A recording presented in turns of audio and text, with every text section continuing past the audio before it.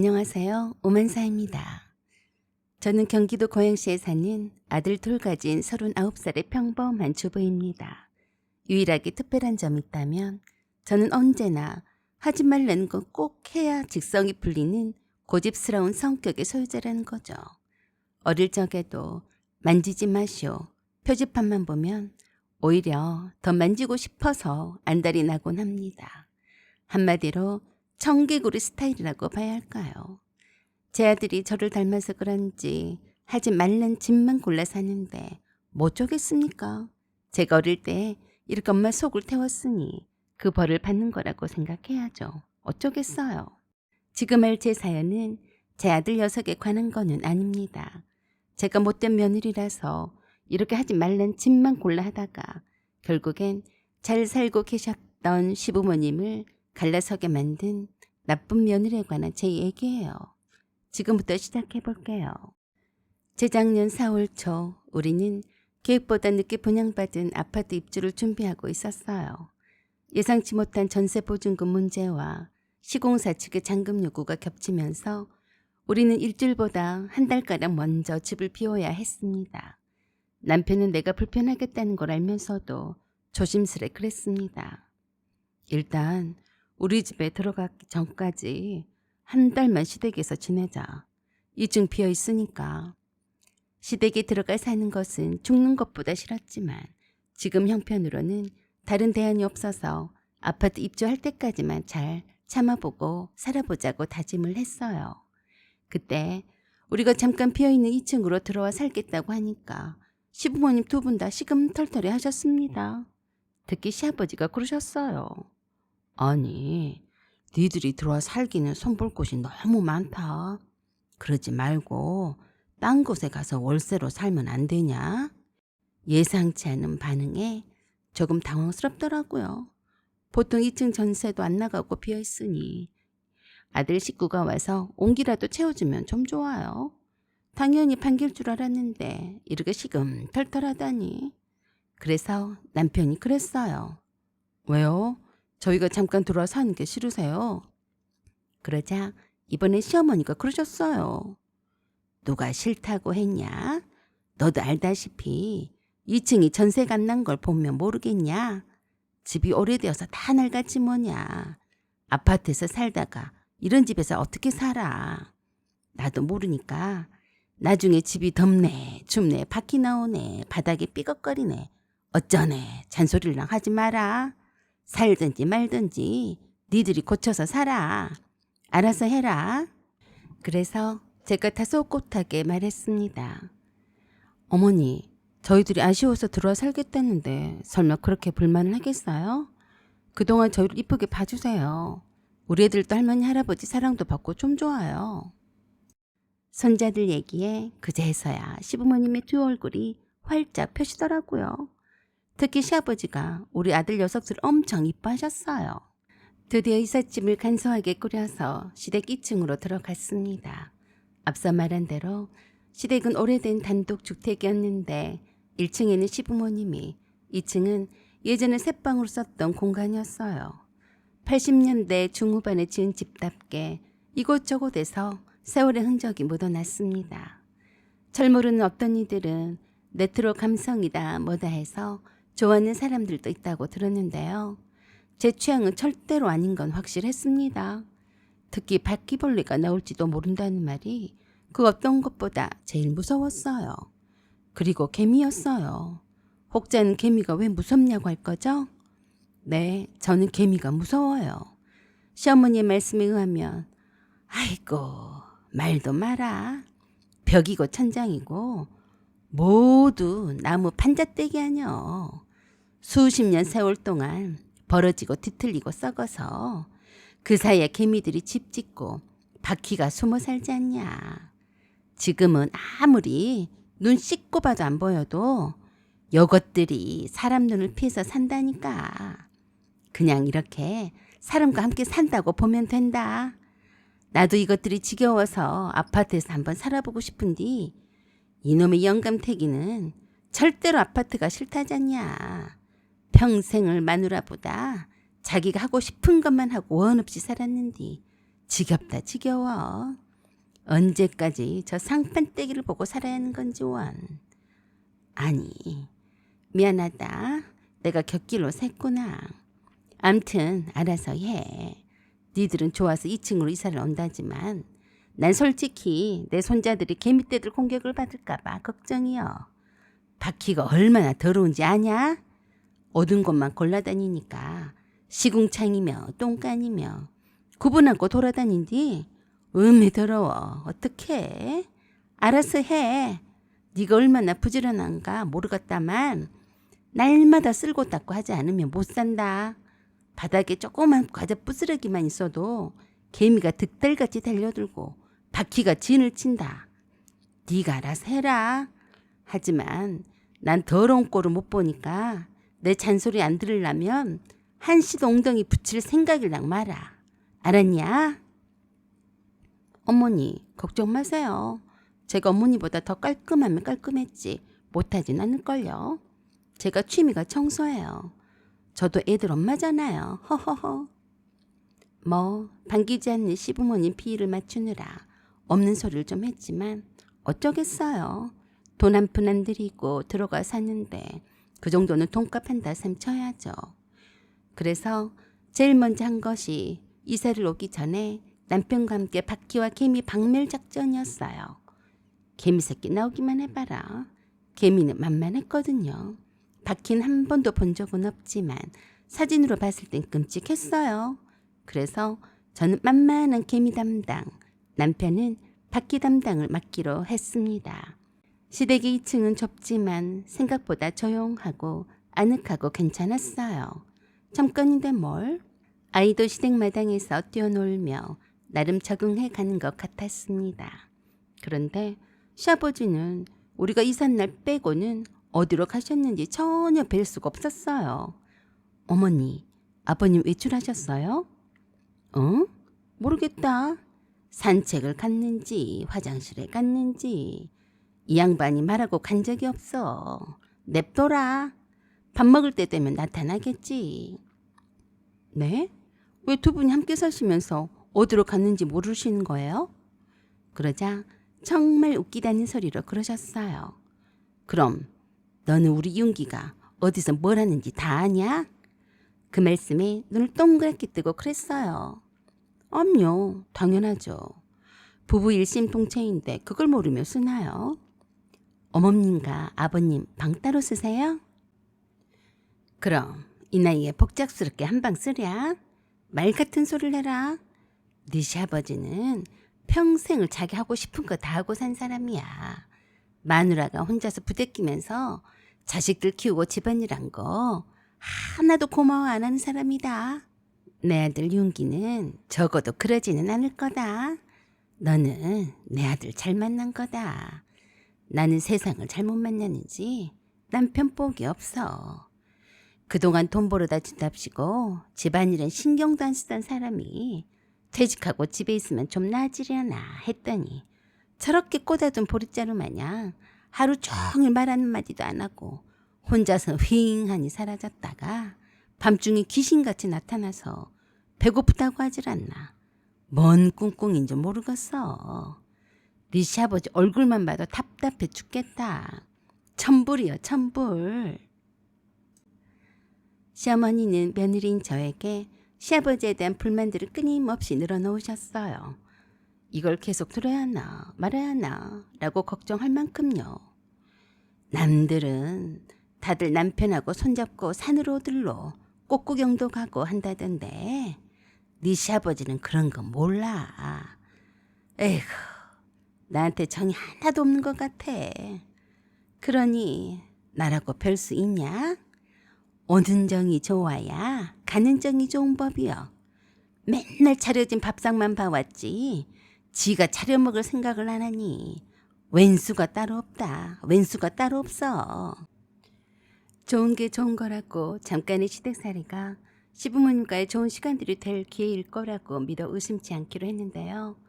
그래서 2층 주방 거의 사용하지 않고 1층 시어머니 주방에서 식사를 하기로 했습니다. 그래서 1층에서 거의 살다시피 하는데요. 한 가지 의문점이 생겼어요. 그래서 그걸 시어머니께 여쭸어요. 어머니, 저 문은 왜 잠겨 있어요? 이사 올 때부터 궁금했던 거예요. 저거 말이냐? 지하실로 통하는 문이다. 지하실 있었어요? 말도 마라. 저기는 네 시아버지 아지트야. 나도 못 들어가는 곳이다. 네 시아버지가 열쇠로 잠그고 다녀. 내가 한 번은 지하실에다 물건 좀 넣어두자고 했다가 난리가 났었다. 자기만의 공간인데 넣길 뭘 넣냐고 나를 죽일 듯이 달려들더라. 아, 이를테면 아버님의 서재방인가요? 몰라. 안 보이면 둘 중 하나야. 외출했던지 아니면 저게 틀어박혀 있는 거지. 안에서도 잠고 나서 나도 한 번도 못 들어가 봤다. 궁금해하지도 마라.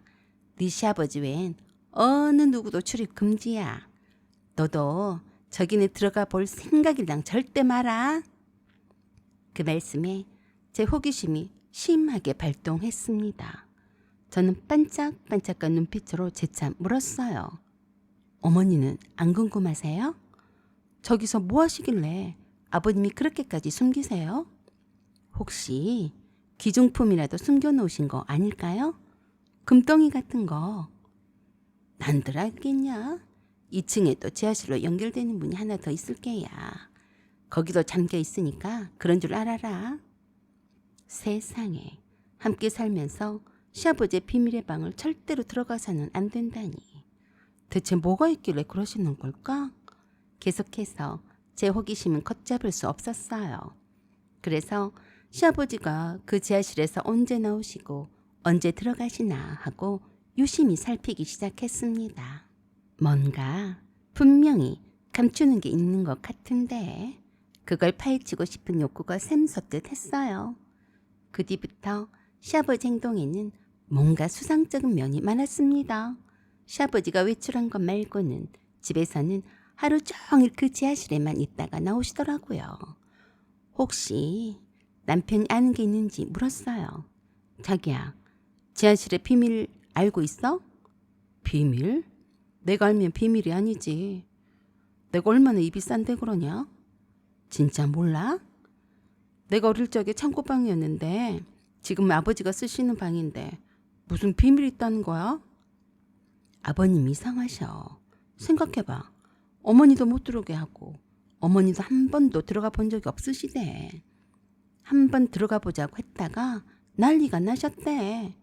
그것 때문에 어머니가 많이 삐치신 것 같은데. 에이, 남자들은 다 그래. 자기만의 아지트를 갖고 싶어 하지. 그래서 그런 거지. 이 집안에 엄마 손때가 안 묻은 게 없는데 그것만이라도 엄마의 간섭이 없이 지내고 싶으신 거겠지. 난 이해가 되는데. 뭐? 자긴 이해가 된다고? 난 이해가 안 되는데? 그건 네가 욕심꾸러기라서 그래. 남편의 말 이해가 되지 않아서 눈만 꿈뻑거렸어요. 뭔 소리야. 내가 욕심꾸러기라니. 도대체가 알아듣게 얘기를 좀 해봐. 내 생각에 아버지가 퇴직을 하신 후에 혼자만의 공간이 필요하신 거라 이 말이야. 문을 잠궈놓지 않으면 불쑥불쑥 가족이란 이름으로 아버지만의 공간을 침해할 거 아니야. 아버지는 그게 싫으신 거겠지. 별다른 의미야 있겠어? 그러니까 궁금해하지도 마. 알았지? 아, 남자들은 그런가? 라고 하면서도 왠지 머리가 갸웃거렸습니다. 저는 기회만 엿보고 있었는데요. 드디어 어느 날 아버님이 외출을 하셨어요. 그래서 아버님 방으로 달려가서 지하실 열쇠가 어디에 없나 하고 이리저리 도둑 고양이처럼 찾아봤습니다. 시어머니가 계시기 때문에 눈치껏 찾느라 세세하게 찾을 수는 없었지만 열쇠는 발견하지 못했습니다. 제가 간땡이가 보다고요? 맞아요. 간땡이가 보도 이만저만 부은 게 아니었죠. 그만큼 그 비밀의 방이 궁금했어요. 머릿속에 별 상상이 다 펼쳐지는데 어떡해요. 한번 열어보고 말면 되는걸요. 아버님께서 그토록 그 방을 폐쇄하는 데에는 분명히 커다란 비밀을 감추고 있다고 봐야죠.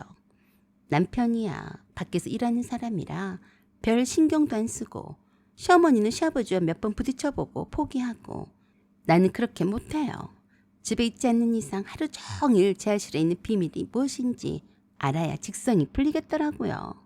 그래서 감히 시아버지 방에 들어가 몰래 지하실 열쇠를 찾으러 했던 겁니다. 아무도 모르기만 보고 말면 될 거라고 생각했거든요. 날이 갈수록 궁금증은 더해갔어요. 드디어 또 때가 왔습니다. 시어머니도 친구분들과 소풍을 나가시고 시아버지도 외출을 나가셨어요. 절호의 날이었죠. 미리 알아둔 열쇠 수리공에게 연락을 해서 열쇠를 신속하게 복사를 해두었어요. 아무도 모르게 비밀의 방을 열어볼 생각에 잠도 안 오더라고요. 막상 열쇠를 복사를 했지만 기회가 빨리 오지 않았어요. 이왕이면 확실한 알리바이를 위해서 시어머니와 시아버지가 안 계신 날에 들어가 보기로 마음을 먹었는데요. 쉽사리 그런 날이 오지 않았어요. 그러다가 어느 날 밤중이었어요. 둘째 아이 기저귀를 갈기 위해 일어나 욕실로 향하던 중 2층 복도 끝 벽면에 붙은 지하실로 연결된 문이 그날따라 내 눈에 띄었습니다. 아이를 재우고 나니 잠이 오질 않았어요. 조그맣고 낮은 문, 꼭 장롱 뒤에 숨은 이 비밀문이 자꾸 눈에 가더라고요. 몇 번을 복사한 키를 만지작거리다가 결국 제 호기심을 못 이기고 문을 열고 말았습니다. 참 스릴 있고 긴장감이 도는 게 제가 이래도 되나 싶기도 하고 여러 가지 복잡한 마음들이 교차하면서도 제 발은 이미 열쇠를 돌려서 문을 따고 있었고 어느새 그 어두운 통로에 랜턴까지 준비를 해서 내려가고 있더라고요. 에라, 나도 모르겠다. 이 밤중에 내가 지하실에 내려간들 어떻게 하시겠어? 이미 엎질러진 물이라고 생각했습니다. 분명히 시아버지께서도 제게 경고를 하셨습니다. 아버님, 지하실 구경 좀 시켜주세요. 그러자 화들짝 놀라시며 그러셨어요. 그건 안 된다. 거기는 궁금해하지도 마라. 큰일 난다. 새겨 들어라. 거기는 아무도 못 들어간다. 알겠냐? 왜요? 어머니도 안 된다고 하시는데 무슨 이유라도 있어요? 이유야 뭐든 내가 안 된다고 하면 안 되는 거다. 더 이상 묻지 마라. 위험하니까. 알았냐? 그래도 왜 그러시는지는 이유는 말씀해 주세요. 궁금해서 그래요. 어허, 말이 많다. 다른 건 몰라도 거긴 안 된다. 딱잘 엄격하게 말씀을 하셔서 더 이상 물어볼 수가 없었어요. 그리고 그날 저녁 식사 중 시아버지께서 그러시더군요. 2층 끝 문 말이지. 거기 내가 예전에 쓰던 공간이야. 지하로 연결돼 있는데 절대 열지 마라. 그 안은 아무도 들어가서는 안 돼. 위험하니까. 또 한 번 강조를 하시니까 미치겠는 거예요. 더 궁금하니까 환장하겠더라고요. 분명히 뭔가가 있어. 내가 꼭 알아내고 말 거야. 오히려 시아버지의 그 말씀이 더 궁금증을 자극했습니다. 남편은 별로 신경 쓰지 않는 눈치였지만 나는 그 말이 머릿속에서 떠나질 않았습니다. 문고리는 고장난 듯 삐걱거렸고 열쇠구멍은 녹슬어 있었어요. 그래서 그런지 잘 열리지 않았습니다. 소리가 날까봐 내가 조심스럽게 열려고 하니까 잘 안 열려서 힘을 꽉 주고 돌렸더니 끽 소리가 나면서 열렸어요. 그 소리에 남편이 깰까봐 얼마나 가슴이 저였는지 몰라요. 혹시나 몰라서 남편이나 우리 애들이 잘 자고 있는지 다시 한번 확인 후에 다시 문을 열고 랜턴을 비추었어요. 마치 제가 남의 집에 들어가는 도둑 같았어요. 이래도 되나 싶었습니다. 하지 말란 짓을 하지 않으면 아무 일도 안 일어날 것을 이미 일은 저지르고 말았으니 어떡하면 좋아요? 에라 모르겠다는 심정으로 그 좁은 계단을 내려갔습니다.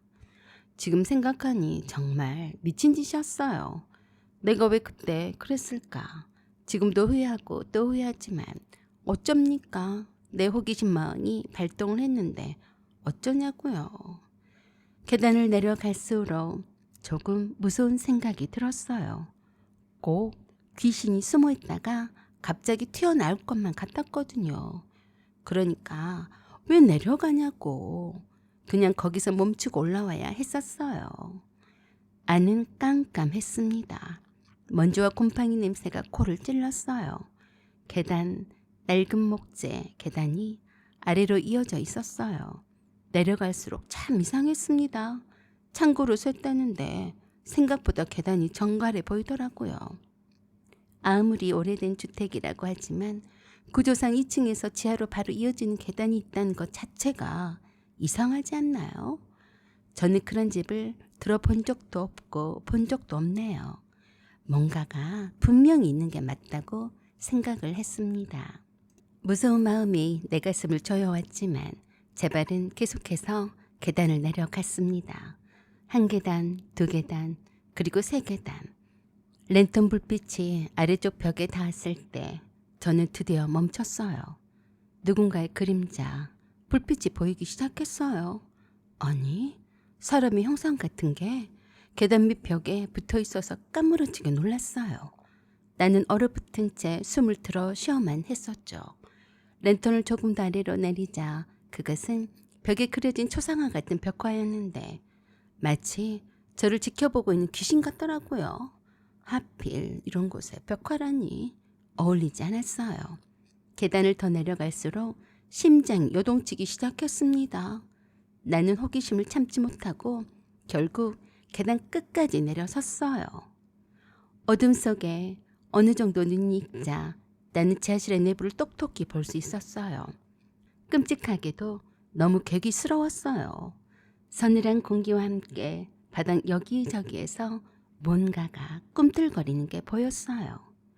아니, 보였다기보다 내 발에 뭔가가 물컹물컹하니 슥 지나간 데다 조심조심 내려오는데 신경을 쓰다가 머리에 뭔가가 붙어 있었는지도 몰랐어요.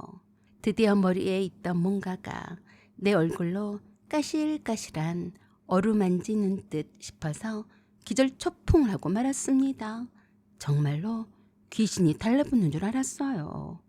등줄기에 식은땀이 나고 내가 이 비밀의 방에 몰래 들어왔다는 사실도 잊은 채 나도 모르게 아글아글 쓰고 급히 되돌아 나오려다가 하필 랜턴을 땅바닥에 떨쳐버렸어요. 그런데 나를 더 놀라게 한 건 뭔 줄 아세요? 랜턴이 땅에 떨어져서 땅바닥을 비추는 빛으로 보이는 지옥 같은 상황. 뭐라고 표현할 수 없을 만큼 충격 그 자체였습니다.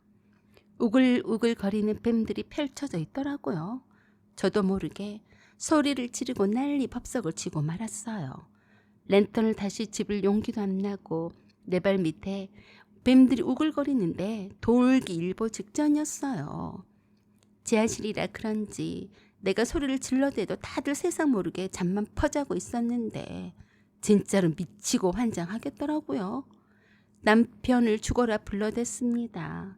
도망쳐서 되돌아 나와야 하는데 당황한 나머지 어디가 어디인지 방향 감각도 없고 떨어진 랜턴을 주워야 하는데 내 발 밑에 뱀들이 우글거리고 급기야는 내 다리를 타고 올라오는데 놀라서 도망치려다가 물컹한 뭔가에 미끄러져서 넘어지고 말았습니다. 또다시 남편을 죽어라 불렀어요. 윤기야, 살려줘. 이 나쁜 놈아. 윤기야. 사력을 다해서 1층의 비밀의 방문을 두드리고 난리를 쳐댔습니다. 그땐 정말 제가 죽는 줄 알았습니다. 이래서 위험하다고 했구나 싶었는데 후회 막급이었지만 후회한들 무슨 소용입니까? 지금 살고 봐야죠. 미친 듯이 소리를 질러대고 문을 쾅쾅 두드리자 드디어 밤기가 밝은 시아버지가 달려와서 문을 열어주셨어요. 시아버지가 문을 열어주자마자 눈물 콧물 범벅이 된 얼굴로 뛰쳐나와서 머리와 다리에 뱀이 붙어있나 안 붙어있나 확인부터 하고 그대로 쓰러졌습니다. 이젠 살았다 싶었는지 온몸이 기력이 쫙 다 빠지더라고요. 그 후엔 기억이 나질 않습니다. 남편의 말에 의하면 온 집안이 빨칵 뒤집혔대요. 그 소란 속에서도 남편은 시어머니가 쫓아와서 깨우기 전까지는 몰랐답니다. 윤기야, 네 마누라가 쓰러졌다. 얼른 일어나 봐. 얼른. 엄마, 찬우 엄마가 왜 쓰러져요?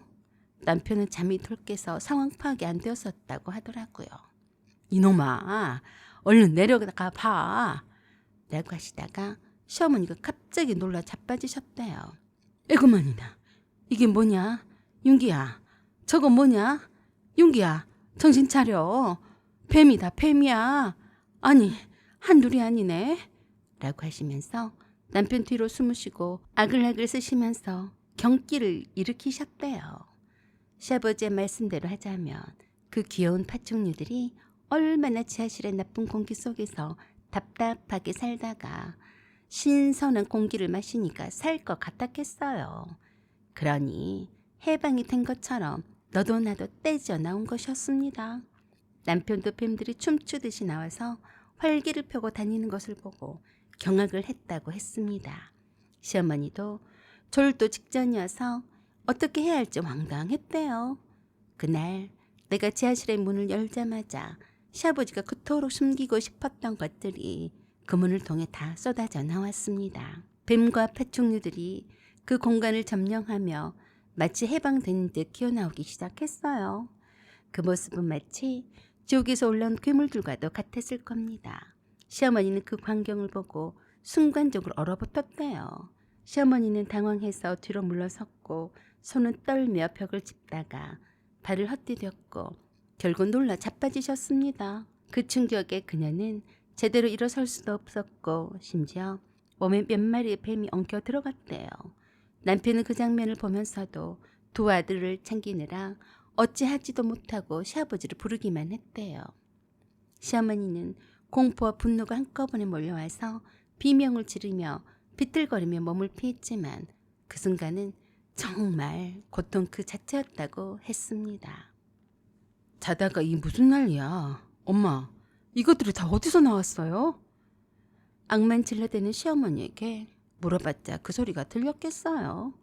남편 뒤에만 들러붙어서 시어머니가 사색이 타된 얼굴로 그러셨답니다. 이놈아, 좀 어떻게 해봐.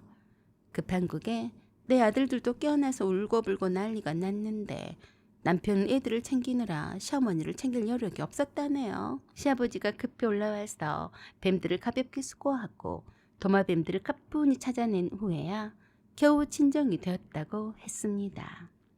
저는 그때까지도 쓰러져서 깨어나지 못하고 있어서 남편이 내 아들들까지 두 팔로 안고 온 채로 119를 불렀다고 하더라고요. 시어머니가 대폭발을 하셨어요. 이게 다 어디서 나온 거야? 당신 방에서 나온 거지? 말해봐. 이게 뭐냐니까? 시아버지는 아무 말도 않고 그냥 뱀들이 또 어디에 숨지 않았나 하고 여기저기 집안 곳곳을 다 뒤지기 바쁘셨다고 해요. 시어머니가 또 어디서 낼름거리며 뱀이 나타나지 않을까 싶어서 남편 옆에 딱 달라붙어서 제 어린 아들을 안고 있었고요.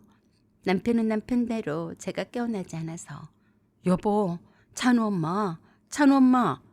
남편의 목소리가 저 멀리서 희미하게 들려오는 듯 했지만 왜 부르는지 깨닫지 못했습니다. 제가 깨어나 보니 병실이었어요. 그것도 응급실.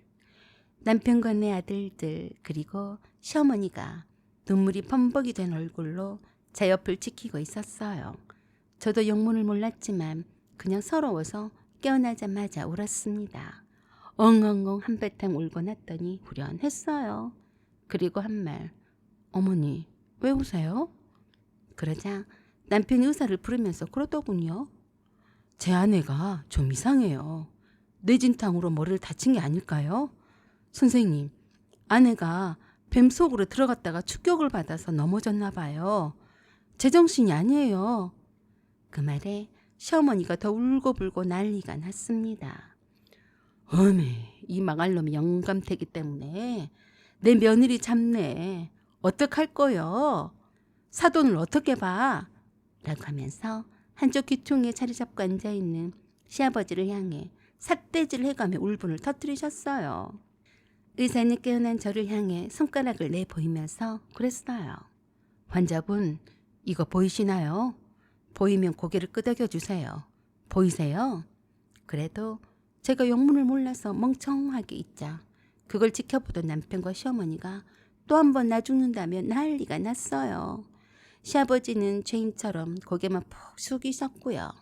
사실 그때 그 의사의 손가락이 보이긴 보였어요. 그런데요. 왜 손가락을 앞에 내보이는 거지? 이상하네? 라고만 생각하고 내가 왜 쓰러졌는지 상황 파악이 전혀 안 되어서 그냥 멍청하게 있었던 거예요. 의사가 재차 물었습니다. 환자분, 이거 손가락 몇 개인 줄 아시겠어요? 제가 아무런 반응을 하지 않자 남편이 나서서 그러더라고요. 전엄마, 나야 나 알아보겠어? 그래도 멍만 있었더니 아예 초상난집에 곡소리가 난 것처럼 시어머니가 시아버지를 두들겨 패셨어요. 이 인간아, 어쩔겨?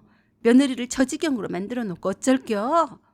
시어머니의 등짝 스매싱을 당하는 시아버지는 어쩔 줄 몰라서 그대로 당하고만 있었고 그 모양을 본 다른 간호사들이 달려들어서 시어머니를 말겼어요. 우리 애들은 그 와중에 따라서 울자 다른 간호사들이 안아서 챙기려는데 자기 엄마가 아니라고 둘째 아들이 더 큰 소리로 울어잡히고 응급실이 한순간 아수라장이 돼버렸습니다.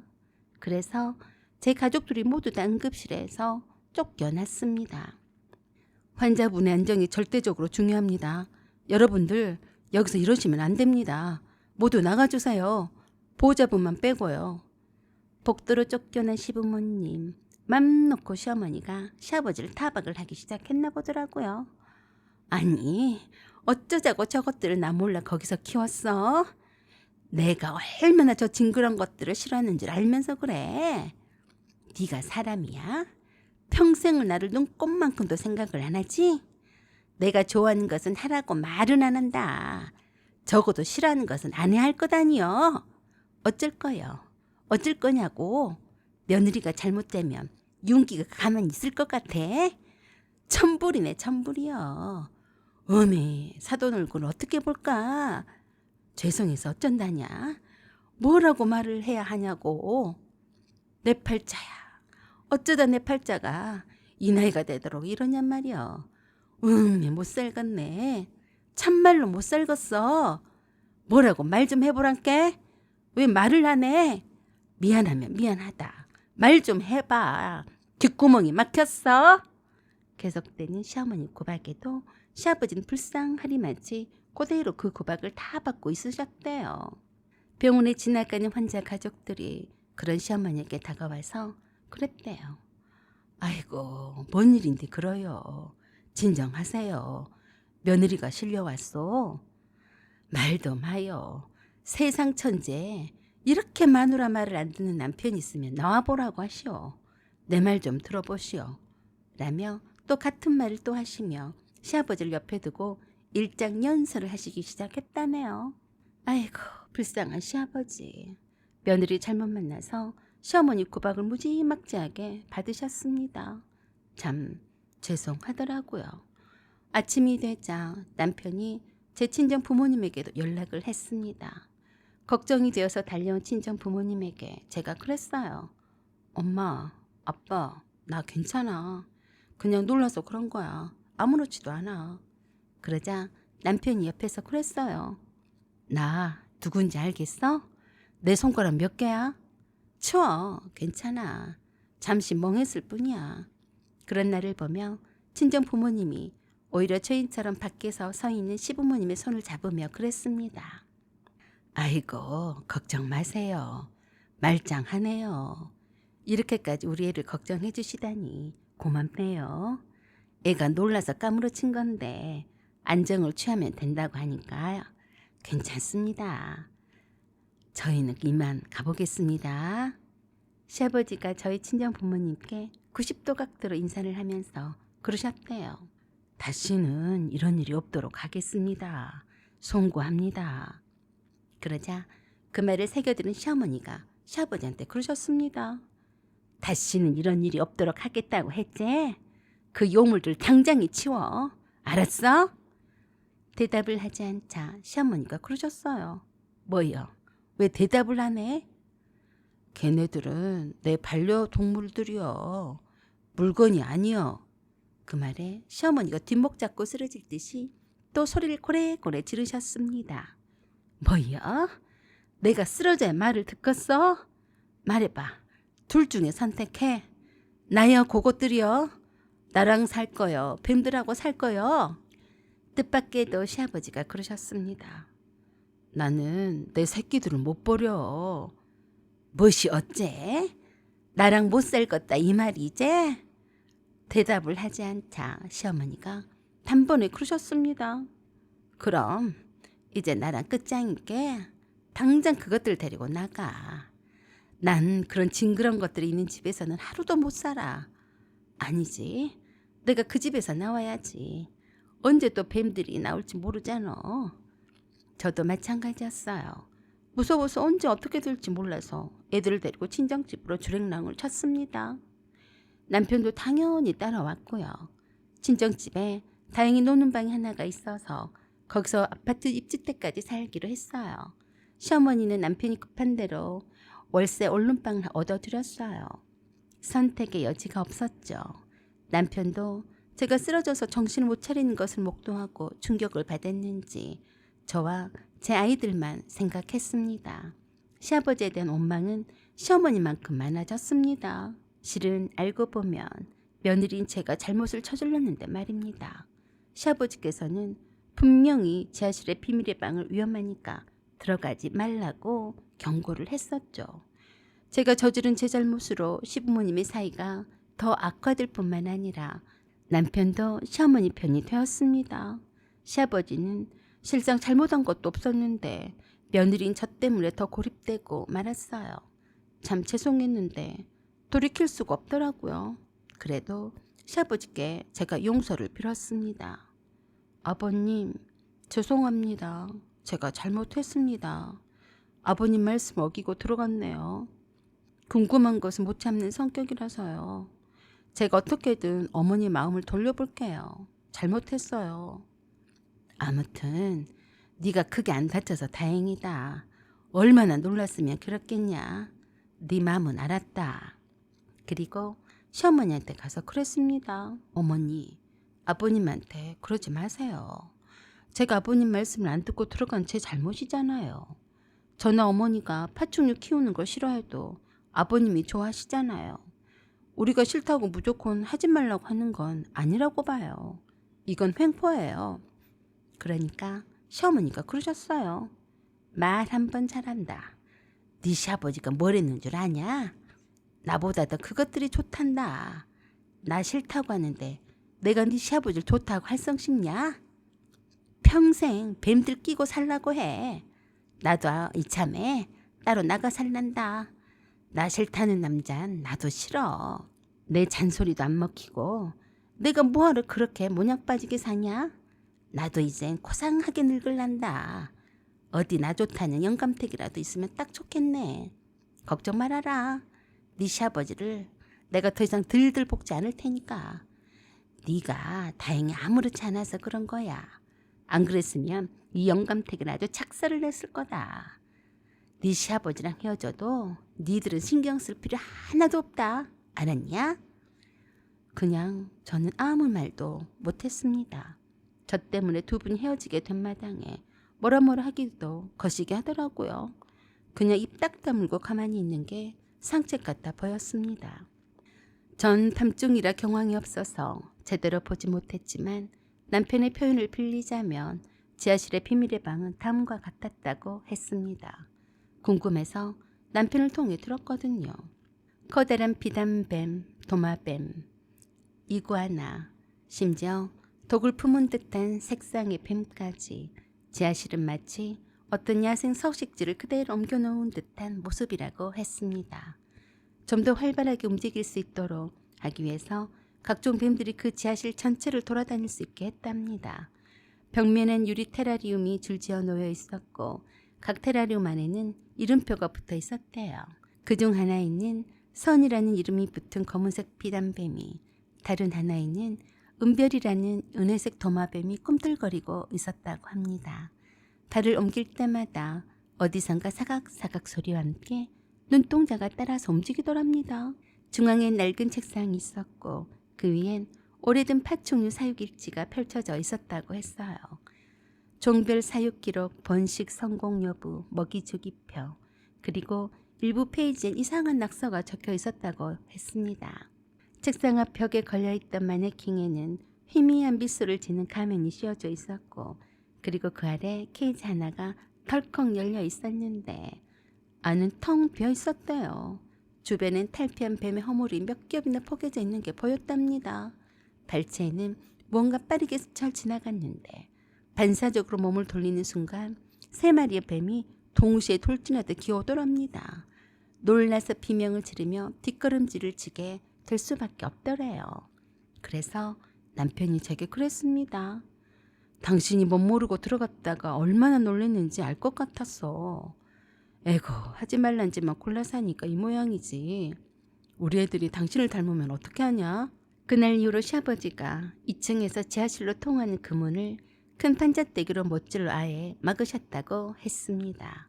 그래도 그때 충격적인 기억이 되살아나 시댁에는 다시는 가고 싶지 않았습니다. 남편만이 시댁과 친정집을 오가며 필요한 짐들을 날라다 줬어요. 그 후 입주 잔금은 해결되었고 우리는 새 아파트에 무사히 입주하게 되었습니다. 하지만 가끔 밤에 우리 집 벽 어딘가에 꿈틀거리는 소리가 들릴 때가 있었어요. 그건 악몽이더라고요. 시어머니는 시아버지와 별걸 하시다가 결국엔 이혼을 하셨습니다. 시아버지는 여전히 시댁에서 파충류를 키우고 계시고요.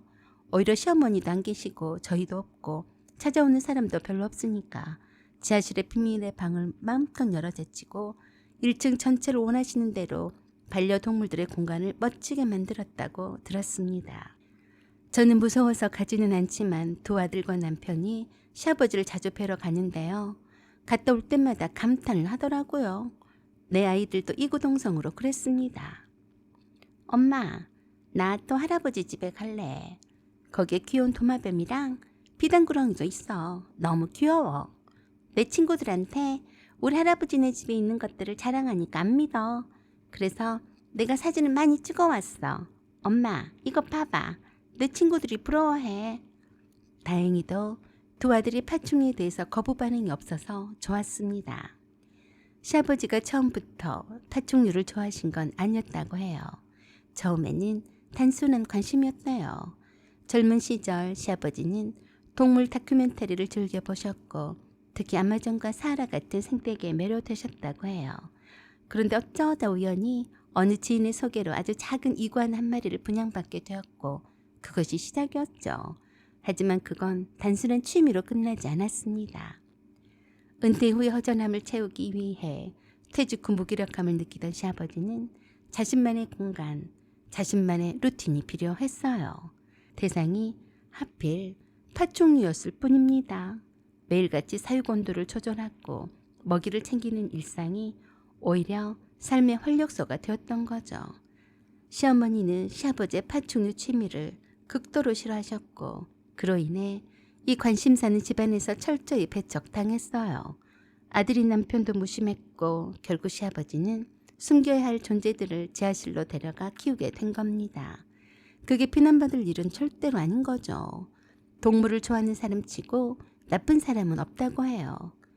아버지, 그러니까 제 남편 할아버지께서는 엄격한 군인이셨대요. 남자가 왜 짐승을 들이냐며 장난감 동물조차 허락하지 않으셨다네요. 그 억압이 중년 이후 이상하게 터진 거죠. 지금 생각하면 그 지하실은 시아버지의 잃어버린 유년이 응축된 공간이었던 게 아닌가 싶기도 합니다. 현실 세계에서 뜻대로 되지 않는 일이 많았던 시아버지는 적어도 지하실 안에서는 모든 것을 통제할 수 있었죠. 온도, 먹이, 번식 주기, 이름까지. 세상은 복잡하지만 뱀과 도마뱀은 단순하니까요. 먹이면 만족하고 환경만 맞춰주면 병들지 않으니까. 그러니까 그 지하실은 단순한 취미방이 아니라 시아버지 외로움과 과거와 욕망이 한데 엉킨 비밀 왕국이었던 겁니다. 문제는 그 비밀 왕국의 문을 제가 열어버렸다는 거고요. 퇴직 후에 시아버지의 노년은 고독으로 물들어 있었던 건 아닐까요? 하지만 그 고독은 단순한 외로움의 차원을 넘어선 것이었습니다. 군대 시절부터 직장 생활까지 늘 경쟁 속에서 살아온 그는 언제나 강해져야 한다는 압박감에 시달렸을지도 모릅니다. 가족에게는 한 번도 자신의 감정을 제대로 표현하지 못해서 익숙치가 않았을 겁니다. 시어머니는 그저 집안일을 하는 사람이었고 아들은 자신을 점점 뭘 하는지 보였을 테죠. 그가 찾을 수 있었던 유일한 위로는 파충류들이었을 겁니다. 그들이 시아버지의 고독을 채우고 있었고요. 하지만 그 고독은 시어머니에게는 비밀이어야 했습니다. 시어머니는 결혼 초부터 시아버지의 취미를 싫어했거든요. 가족이 알면 무슨 말을 들을지, 어떻게 생각할지 두려워했던 시아버지는 자신만의 세계에서 그들을 키우며 시간을 보냈습니다. 그것은 시아버지가 찾을 수 있었던 유일한 행복이자 삶의 소중한 부분이었죠.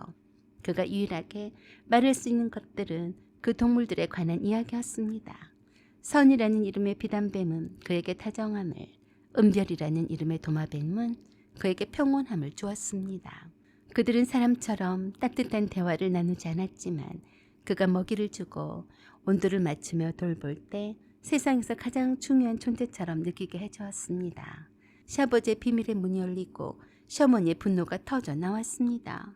그 순간 그는 자신이 얼마나 외로웠고 얼마나 사라져가고 있던 존재인지를 실감했습니다. 더 이상 돌볼 사람도 이해할 사람도 없는 세상에서 그는 그저 홀로 남게 된 것이죠. 그의 고독은 시아버지가 애써 숨기려 했던 취미, 그가 숨겨놓은 뱀과 파충류들을 통해 드러났습니다. 그들은 그의 마음속에서 쌓인 고독과 갈망을 키운 존재들이었고 그가 이 세상에서 유일하게 소통할 수 있는 존재들이었습니다. 시아버지는 시어머니와 이혼하고 더 평화로운 삶을 즐기고 계십니다. 가끔씩 찾아오는 손자들의 방문과 맘 놓고 반려동물들을 키우고 집은 텅 빈 듯하지만 가득 찼습니다.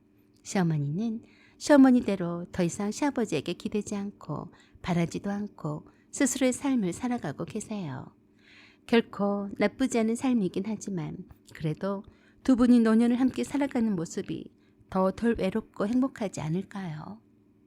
저는 며느리로서 그 일에 대한 책임감을 느낍니다. 내 호기심이 결국 그 상황을 만든 것이 아닌가 하는 생각에 마음이 아팠습니다. 그날 내가 문을 열지 않았다면 얼마나 좋았을까요? 내가 그저 조금 더 신중했다면 그들의 삶은 이렇게 되지 않았을 수도 있었는데 지금도 두 분한테 죄송한 마음을 지울 수가 없습니다. 어머니, 아버님, 죄송해요. 시어머니의 이혼 선언을 들었을 때 내 안에서는 미안함과 죄책감이 무겁게 쌓여만 갔습니다. 사실 그날의 모든 것이 제 잘못이잖아요. 내가 호기심에 지하실 문을 열었고 그로 인해 모든 일이 시작되었으니까요. 내가 문을 열지 않았다면 그들은 여전히 그저 일상 속에서 살아가고 있었을 텐데 말입니다. 시어머니는 자신의 마음을 숨기며 시아버지는 지하실에서 그들만의 세계를 만들며 살았을 겁니다. 그들의 관계는 여전히 얽히고 설키며 그저 평범한 나날이 계속될 수 있었는데 그 문이 열리면서 두 분이 돌이킬 수 없게 되었습니다. 시어머니는 그동안 감추고 있었던 분노가 터져 나오듯 이혼을 요구했습니다. 그리고 시아버지는 결국 그 모든 것들 속에서 점점 더 고립되어 갔어요. 뱀들과 파충류들만이 그의 유일한 동반자가 되었고 그들과 함께 사는 것이 차라리 나은 선택이라 느끼게 되었을지도 모릅니다. 나는 그 모든 것을 지켜보면서 나를 탓할 수밖에 없었어요. 내가 그 문을 열지 않았다면 그들이 이혼까지 가는 일도 없었을 것입니다. 내가 그저 호기심을 참았더라면 그저 그 모든 고통을 피할 수 있었을 것이라는 생각이 머릿속을 떠나지 않았습니다. 그런데도 나는 시부모님의 갈등에 끼어들 수도 없었어요. 나는 그저 멀리서 지켜볼 수밖에 없었고 그들이 벌어진 상처를 어떻게든 치유하려 했지만 시부모님의 마음은 이미 멀어져 있었고 나는 두 분 사이에서 그저 무기력하게 서 있을 수밖에 없었어요. 결국 저는 못된 며느리가 되어버렸죠. 죄책감은 계속해서 내 마음을 무겁게 짓눌렀고 내 잘못으로 두 분의 삶이 깨져버린 것이 너무나도 마음 아픕니다. 사연은 여기까지입니다. 구독과 좋아요, 알림 설정 부탁드려요. 감사합니다.